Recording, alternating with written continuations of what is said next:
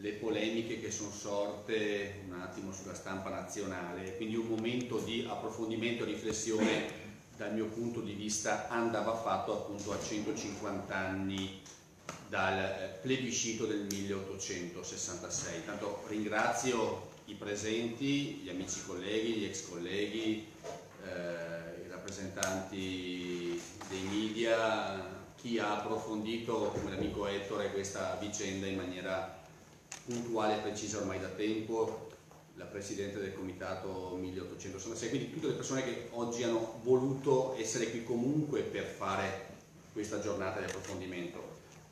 Facciamo un salto di circa 150 anni e andiamo alle 10:15 del 19 ottobre del 1866, quando a Firenze giunge alla Presidenza del Consiglio dei Ministri il messaggio del generale di Ravel che annuncia che la bandiera italiana sventola dai pennoni di piazza San Marco a Venezia, più o meno a quest'ora. Abbiamo sforato di qualche minuto ma ci siamo quasi. Alle 11 del 19 ottobre 1866 il Presidente del Consiglio dei Ministri rispose a Di Ravel con questo dispaccio: alla rappresentanza municipale di Venezia, il governo del re saluta Venezia esultante mentre la bandiera nazionale italiana sventola dalle antenne di piazza San Marco, simbolo di Venezia restituita all'Italia, dell'Italia restituita finalmente a se stessa. Firmato Bettino Ricasoli. A pochi metri dall'Hotel Europa, dove alle 7 della mattina del 19 ottobre 1866 il generale plenipotenziario francese Edmond Labouf firmò l'atto formale di cessione del Veneto, preludio del plebiscito del Veneto che avvenne fra il 21 e il 22 ottobre successivo. Ci ritroviamo qui oggi nella sede del Parlamento veneto per riflettere su quanto accadde allora. E devo ringraziare, oltre a tutti voi che siete voluti venire qui in Sala Cuoi, i cittadini che ci stanno seguendo in diretta streaming sulla nostra pagina Facebook. Oltre agli illustri relatori, il professor David Spencer-Leven dell'Università di Nottingham, giunto appositamente questa mattina da Londra, il professor Giuseppe Cangemi dell'Università di Padova, affiancati da Franco Rocchetta, già consigliere regionale, e il professor Giuseppe Gullino, docente dell'Università di Padova.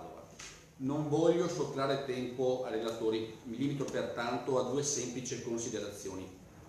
Oggi il Consiglio regionale del Veneto dedica giustamente una riflessione a più voci per un anniversario che in Italia è dimenticato, come non è particolarmente a cuore nemmeno agli amici vicini del Friuli Venezia Giulia, dove né Assemblea legislativa né Giunta regionale hanno voluto dare spazio ad una pagina di storia che riguarda in buona parte, in quasi totalità della parte, il territorio regionale, cioè l'intero Friuli propriamente detto.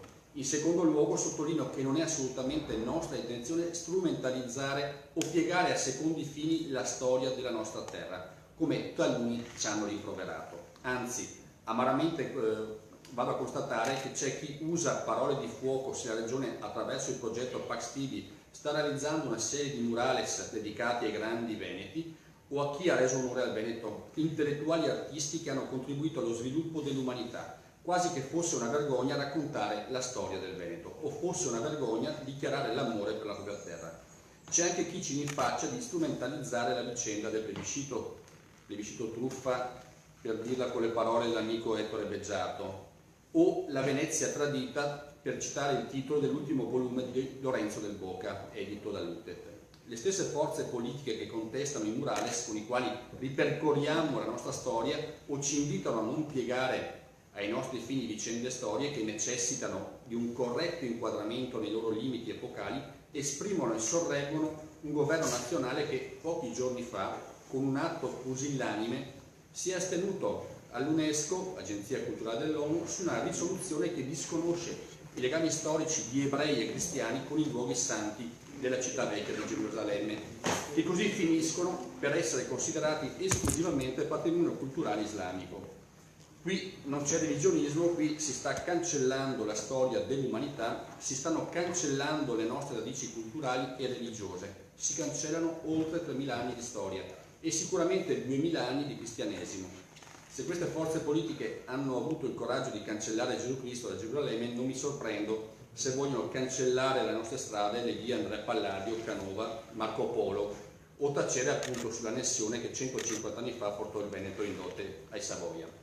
Noi, affrontando la questione del plebiscito del 66, cerchiamo di capire la storia, non la neghiamo come appunto fatto in maniera irresponsabile da un punto di vista storico, culturale e politico, dall'Italia, dall'UNESCO. Lascio voi a scegliere cosa sia criminale se non il nostro tentativo o il negazionismo della Farnesina e dei suoi sostenitori. Ai partecipanti del convegno di oggi lascio invece il difficile compito di fare un po' di luce su questa, che a metà dell'Ottocento e sicuramente dopo la terza guerra di indipendenza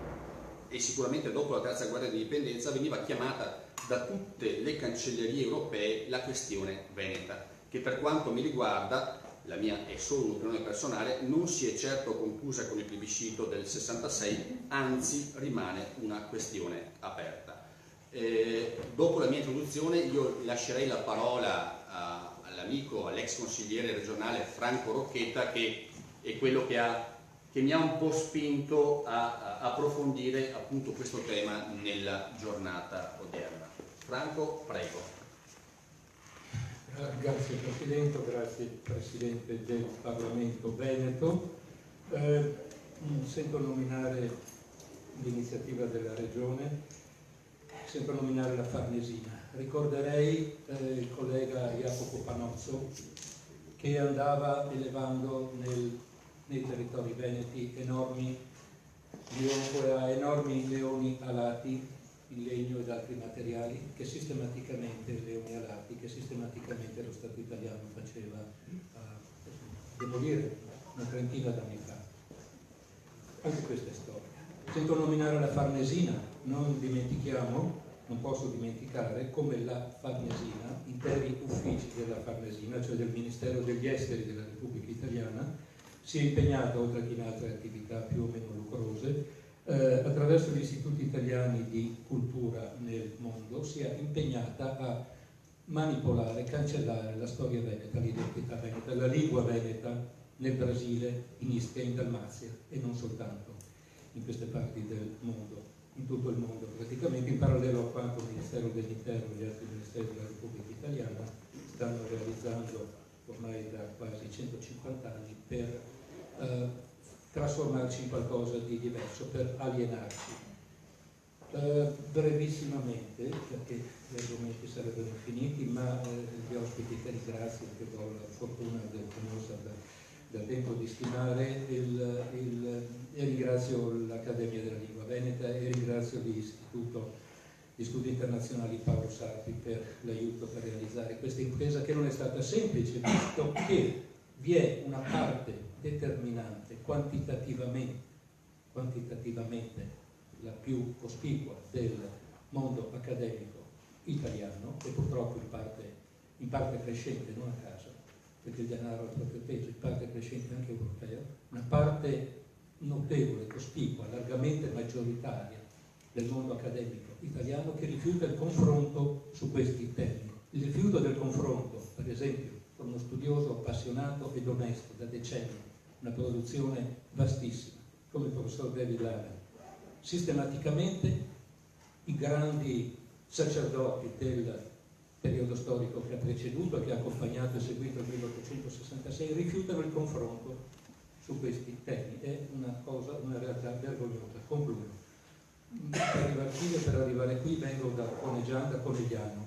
A Conegliano, nel cuore della città di Conegliano, c'è la piazzetta 18 luglio, che alternativamente è stata nominata anche sul Sumarno 10 luglio. 10 luglio o 18 luglio, alternativamente 1866. Le truppe italiane sono arrivate a Conegliano il 10 luglio o, secondo altri, il 18 luglio 1866, quindi ben prima, il 19 ottobre del 66. Questo è il motivo di riflessione. E stamattina sono passato davanti alla chiesa dove sono stato battezzato, passando davanti alla chiesa dei Santi Apostoli, dove sono stato battezzato, c'è un cippo, pietra d'Istria, 1916, 50 anni dopo, il 19 ottobre del 1866, 50 anni dopo, 1916, per guerra, lasciamo perdere, recita la discrezione, I parrocchiani avrebbero voluto quel cippo per ricordare la liberazione di Venezia. Bene, in quella chiesa, in quella parrocchia sono cresciuto, quando ero bambino, quando ero ragazzo, tutti ricordavano una verità completamente opposta. Il 19 ottobre del 1866 rappresentava la fine dell'autonomia dello Stato Veneto, un'autonomia limitata ma nell'insieme ancora più vasta di quella della regione del Veneto attuale. Lo Stato Veneto che si continua fino pressoché all'ottobre del 1866. La gente lo ricordava quando io ero ragazzo, io porto questa testimonianza storica, lo ricordava il clero, quindi non i parrocchiani hanno voluto, ma i notabili, pronti non soltanto a seguire i padroni del momento, ma addirittura a favorire l'arrivo di nuovi padroni, se questi nuovi padroni, così come, scusate un accento polemico, forse fuori posto, però così come saranno i Savoia ed i loro funzionari, garantiranno ai notabili privilegi enormemente maggiori, poteri veramente di natura feudale, che l'impero asburgico, pur con tutte le sue ombre, pur con tutte le sue pecche, negava a costoro, a questi notabili, nobili o non nobili che fossero. Ecco perché tanto si sono prodigati certi ambienti perché lo Stato Veneto passasse nell'orbita, nel novero delle colonie del Regno dei Savoia, ecco perché poi hanno ricevuto prebende delle quali hanno goduto, in parte continuano a godere ancora oggi. Non posso dire altro perché sennò partirei a parlare per ore. Grazie Franco. No, grazie all'amico Franco Rocchetta e appunto per chi lo conosce, penso come noi, sappiamo e sapete la tensione e la passione che ha su questi temi. Io adesso passerei la parola al professor David Laven che appunto arriva direttamente da Nottingham e ringrazio anche per l'alzataccia e per le corse fatte. È un profondo conoscitore della storia veneta, lui insegna storia all'Università di Nottingham e appunto negli anni si è appassionato appunto a temi che riguardano queste terre. Abbiamo voluto appunto avere qualcuno che anche da fuori del Veneto, da fuori Italia, potesse avere un inquadramento della questione come può averlo appunto chi ci vede dall'esterno. Quindi lo ringrazio ancora per la presenza e cedo subito la parola al professor Laven. Prego. Grazie anche per l'invito. Devo prima dire, dovete scusarmi un po' per il mio italiano, anche perché sono molto stanco, perché mi sono svegliato alle 2:30 stamattina. Se faccio un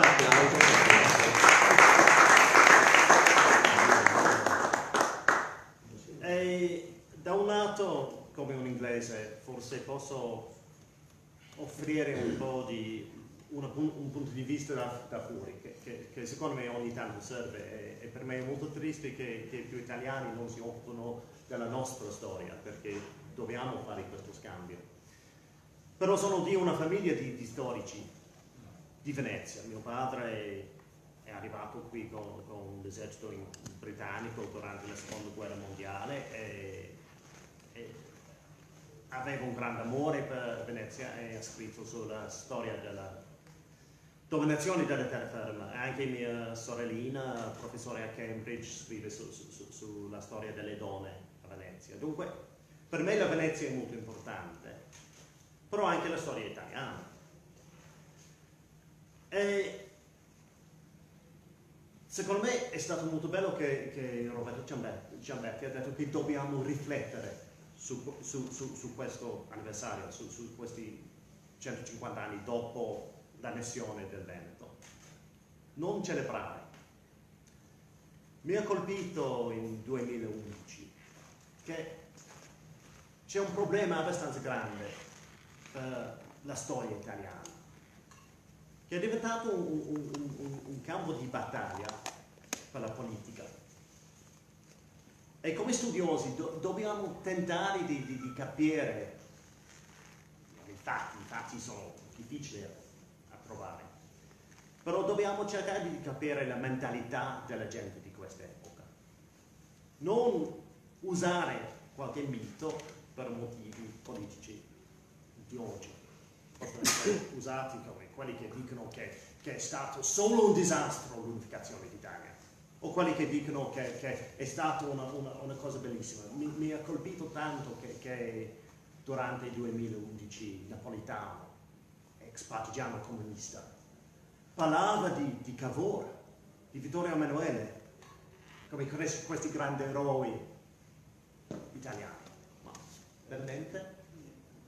Secondo me ha tradito la sua politica per motivi politici. Ok, 150 anni fa, che cosa è successo? La liberazione dagli austriaci, la creazione di un nuovo dominio straniero, chissà. Secondo me dobbiamo pensare un po' di che cosa hanno pensato i veneti di questa epoca. Sappiamo le cifre del plebiscito, dobbiamo riflettere un po'. Solo 69 contro. Solo per sbaglio dobbiamo vedere una cifra molto più grande di questo. Questi che senza gli occhiali hanno fatto il croce sbagliato, hanno fatto uno sbaglio alle urne. Ovviamente questo è un plebiscito completamente manipolato, che non significa che non c'erano veneziani che erano molto contenti di vedere la partenza degli austriaci. Però io so, perché ho studiato la dominazione austriaca, c'erano tanti austriacati anche a Venezia in questa epoca, tanti. E posso dire una cosa, i veneti non sono stupidi e capivano che cosa fosse lo Stato nuovo italiano. Hanno visto certi vantaggi, lo statuto, però lo statuto ha dato solo i diritti costituzionali a un numero ristrettissimo di italiani borghesi, nobili, maschi di una certa età. L'idea che questo plebiscito ha aperto una nuova epoca di democrazia è completamente assurda. Che cos'è un plebiscito?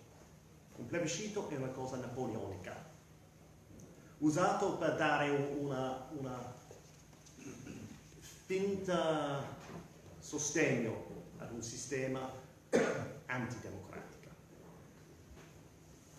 Napoleone, anche il suo nipote, Napoleone III,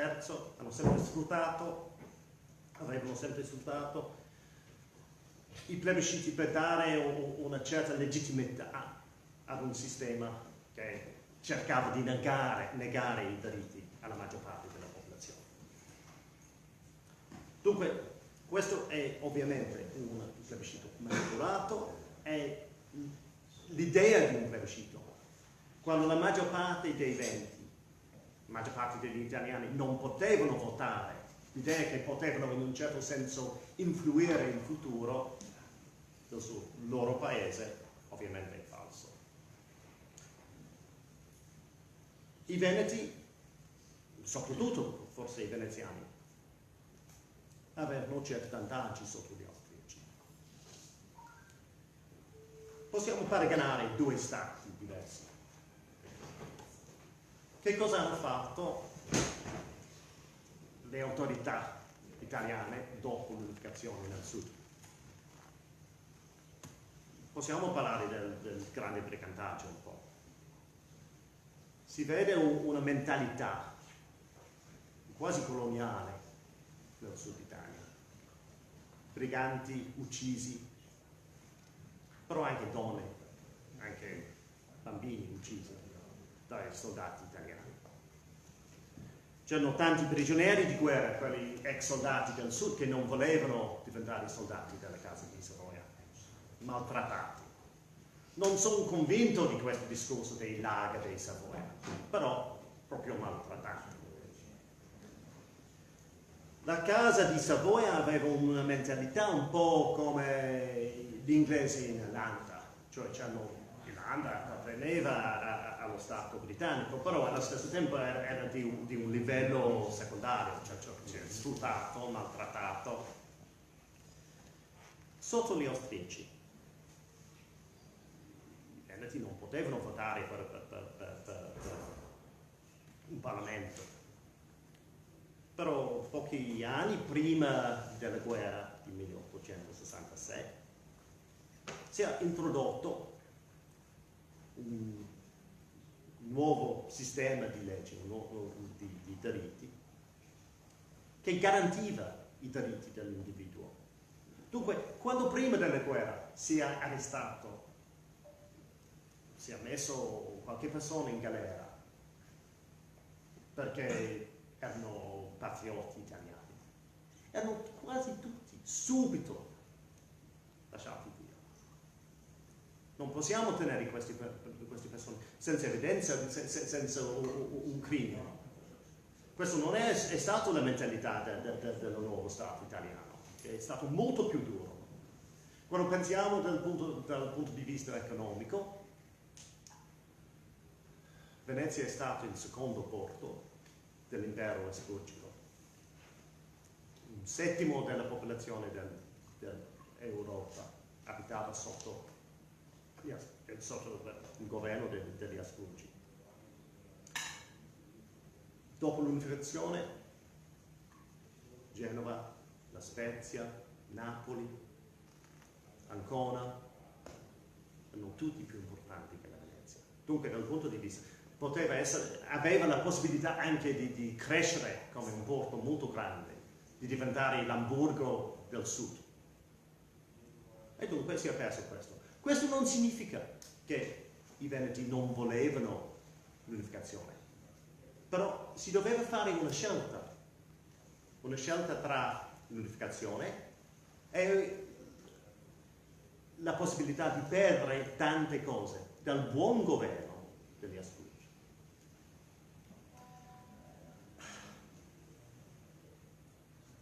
Dunque io non voglio dire che c'era una resistenza al nuovo Stato italiano, non c'è.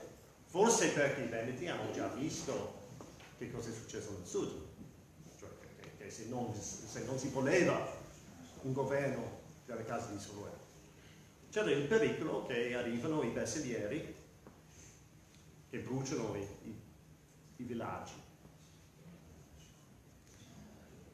Dunque, i veneti 150 anni fa non avevano gran scelta. C'era già un esercito italiano nel Veneto. Non si poteva dire no, ma vogliamo restare sotto gli austriaci. E secondo me la maggior parte della popolazione non voleva stare sotto gli austriaci. Però non avevano neanche un gran voglia di diventare italiani nel senso di vivere in uno Stato unito. Il plebiscito, secondo me, dimostrava forse una certa desiderio di accettare un fatto politico, un fatto creato non dagli italiani. Questo non è stata una vittoria italiana, dobbiamo essere onesti. A Lissa, la marina grande d'Italia, 12 barche stupende, nuove, sottopassavano. La flotta piccolissima degli austriaci ha vinto. Non posso dire che questo, come dicono tanti veneti, che questo è stata l'ultima vittoria della flotta della Serenissima, perché la maggior parte dei marinai erano croati, per la verità. Però c'erano anche veneti nella flotta. E questa sconfitta significava anche dava un buon esempio anche di un gran problema del nuovo Stato, cioè che i napoletani e i genovesi nella flotta non volevano collaborare, erano gelosi, si litigava fra di loro, non combattavano come gli italiani.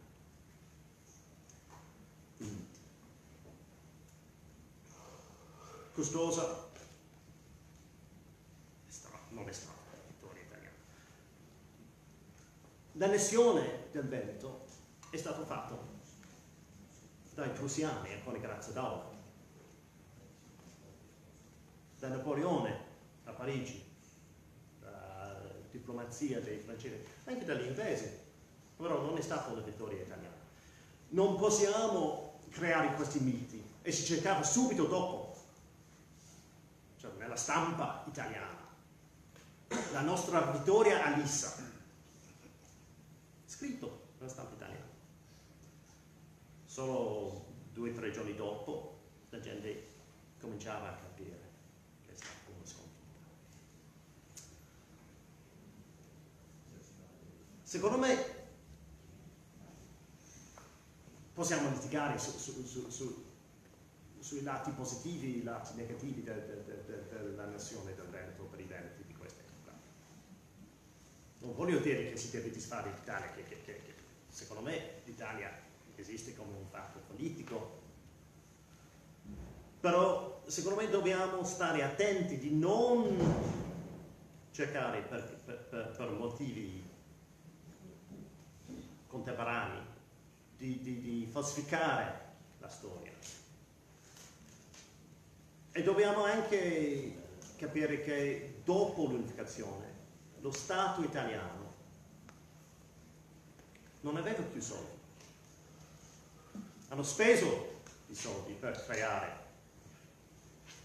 una flotta enorme sconfitta, un esercito sconfitto. E dopo la guerra il Veneto doveva pagare tasse più alte, doveva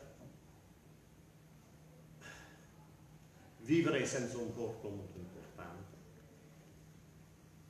e secondo me la maggior parte dei veneti non avevano grande nostalgia per l'Austria, ma devo anche dire che quando è arrivato Francesco Giuseppe pochi anni dopo c'è una folla enorme a Venezia che festeggiava la visita dell'ex imperatore.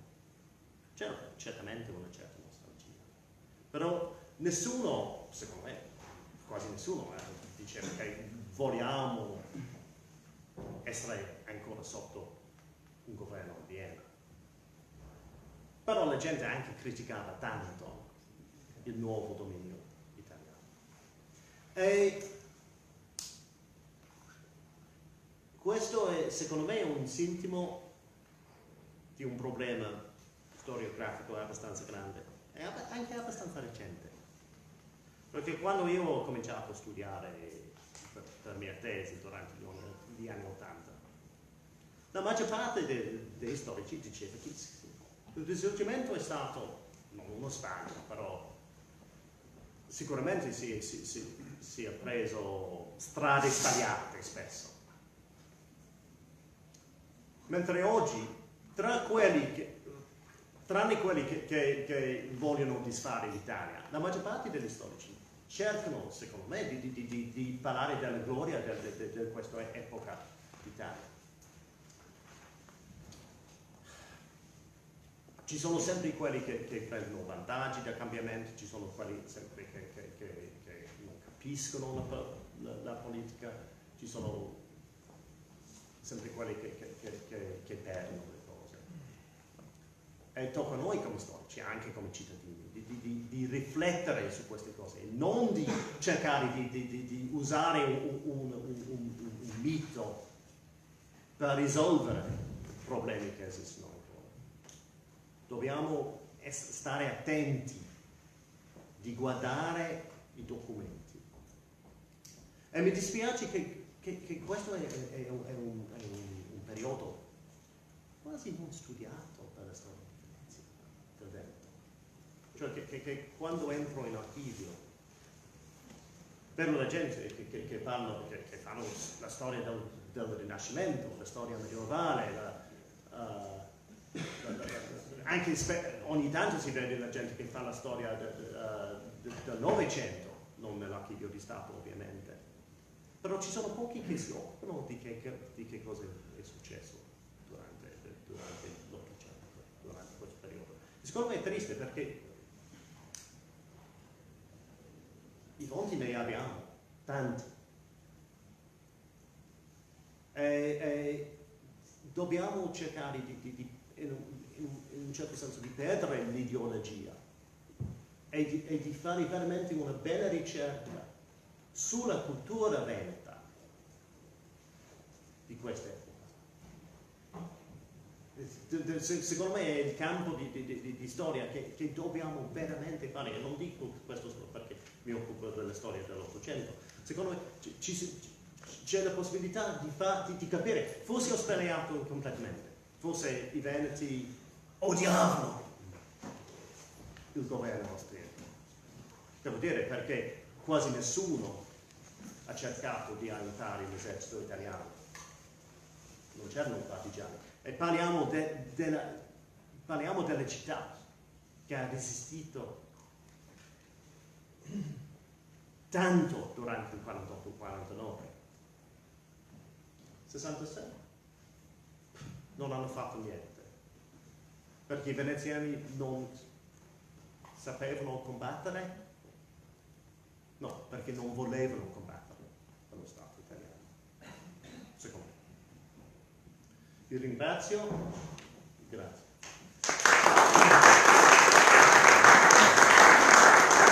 Grazie professor Lallen, e due piccoli spunti me li ha dati.